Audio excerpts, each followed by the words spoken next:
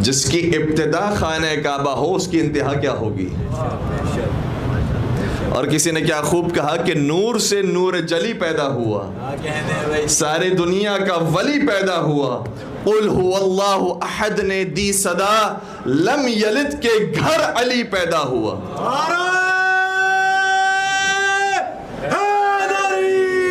یا علی یا علی یا علی یا علی۔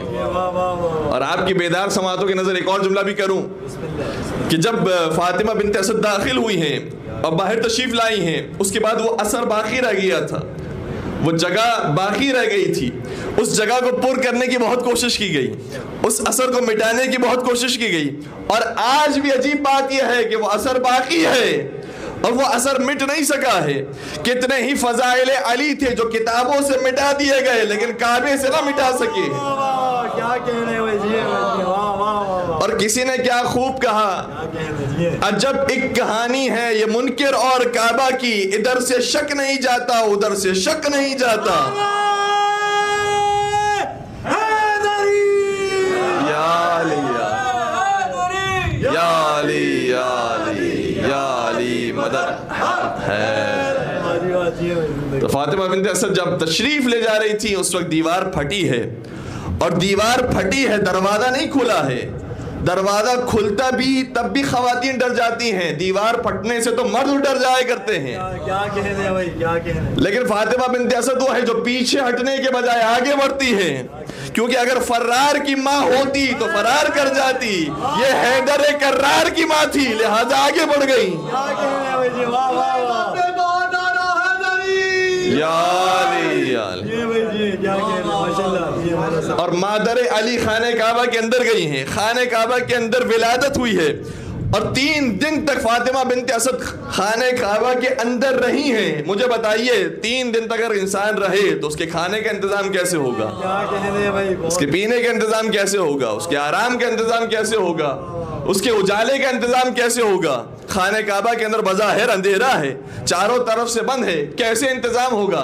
جب مادر علی باہر تشریف لائی ہے تو انہوں نے بتایا، جب باہر تشریف لائے تو اسی انداز سے جیسے دیوار کے اندر در بنا تھا پھر سے در بنا۔ فاطمہ بنت اسد باہر تشریف لائی اور باہر تشریف لاتے ایک جملہ فرمانے لگی، اے قریش والو، اے مکے والو، مجھے پہچانو میں کون ہوں؟ میں وہ ہوں جو سابقہ ساری نیک خواتین سے افضل ہوں۔ سبحان اللہ، کیا کہنے۔ میں آسیہ بنت مزاحم سے بھی افضل ہوں جو فرعون کی زوجہ تھی، میں جناب مریم سے بھی افضل ہوں جو مادر عیسیٰ تھی، میں سب سے افضل ہوں۔ کیوں؟ بیان فرمایا، کیونکہ آسیہ وہ تھی جو فرعون کے گھر میں عبادت کر رہی تھی، جو سچے خدا کے مقابلے میں کھڑا ہو گیا تھا، اور میں وہ ہوں کہ جو سچے خدا کے گھر میں عبادت کر رہی تھی۔ اور جناب مریم وہ تھی کہ جب ولادت کا وقت آیا تو انہیں کہا کہ خانہ خدا کو چھوڑ دیجئے، اور جب ان کے کھانے کے انتظام کا وقت آیا تو قرآن کریم کی آیت ہے کہ انہوں نے خود درخت کو ہلایا اور ان کے لیے خرما نازل ہوا۔ تو فاطمہ بنت اسد اور مریم کے اندر فرق یہ ہو گیا کہ جناب مریم کے لیے کھانے کا انتظام انہیں خود کرنا پڑتا ہے، اور مادر علی وہ ہے کہ جن کے لیے کھانا آسمان سے نازل ہوتا ہے۔ اور فرماتی ہیں کہ میرے لیے کھانا لانے والی کوئی اور خواتین نہیں تھیں، جناب آسیہ تھی، جناب مریم تھی جو جنت کے میوے میرے لیے لے کر آئی تھیں۔ تو خادمہ میں اور مخدومہ میں فرق ہوتا ہے، لہٰذا یہ ایک خاص فضیلت ایسی ہے جو فاطمہ بنت اسد کو ایسی حاصل ہوئی جو کسی اور کو حاصل نہیں ہوئی۔ اور فاطمہ بنت اسد کی یہاں جب ولادت ہو رہی ہے مولا متقیان کی، افسوس ہوتا ہے جناب ابو طالب کی وفات، لہٰذا ایک اور جملہ عرض کروں آپ کی خدمت میں، افسوس ہوتا ہے ان لوگوں پر جو جناب ابو طالب کو نعوذ باللہ مسلمان نہیں سمجھتے۔ جناب ابو طالب کون ہے؟ جن کا بیٹا خانہ خدا میں پیدا ہوا ہے۔ جناب ابو طالب کون ہے کہ جن کی گود میں نبی خدا پرورش پا رہے ہیں۔ جناب ابو طالب کون ہے؟ دوسروں کے اندر اور جناب ابو طالب میں بہت فرق ہے۔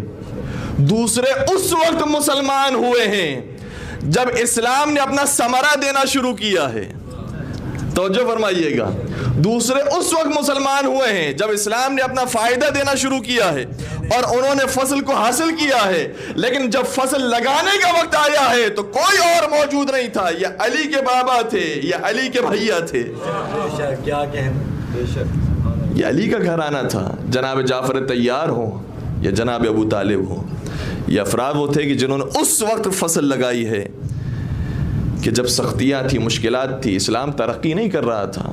اور جب فصل کاٹنے کا وقت آیا ہے, مال غنیمت حاصل کرنے کا وقت آیا ہے, ترقی کا وقت آیا, اس وقت جناب ابو طالب رحلت فرما جاتے ہیں.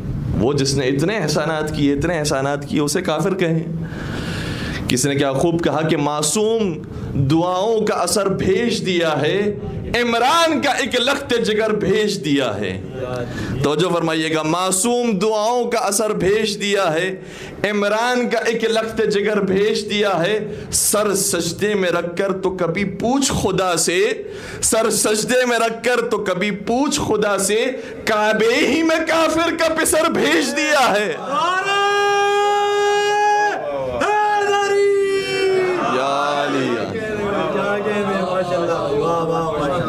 کہاں جناب ابو طالب ہو, ان کا کیا مقام ہے. آٹھویں سرکار حضرت امام علی رضا علیہ السلام ارشاد فرماتے ہیں,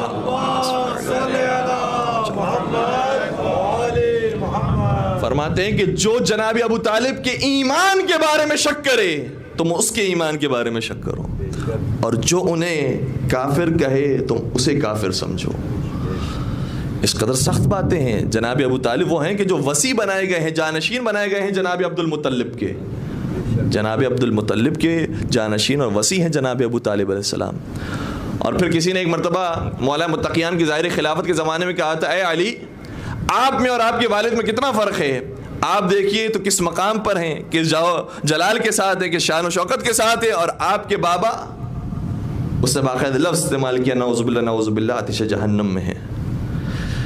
مولا متقیان کو جلال آیا, کہنے لگے کیا یہ ممکن ہو سکتا ہے کہ کسی کا باپ نار میں ہو اور وہ خود قسیم الجنت والنار ہو. وہ خود قسیم الجنت والنار ہے اور اس کا باپ نار میں ہے, یہ ممکن نہیں ہے.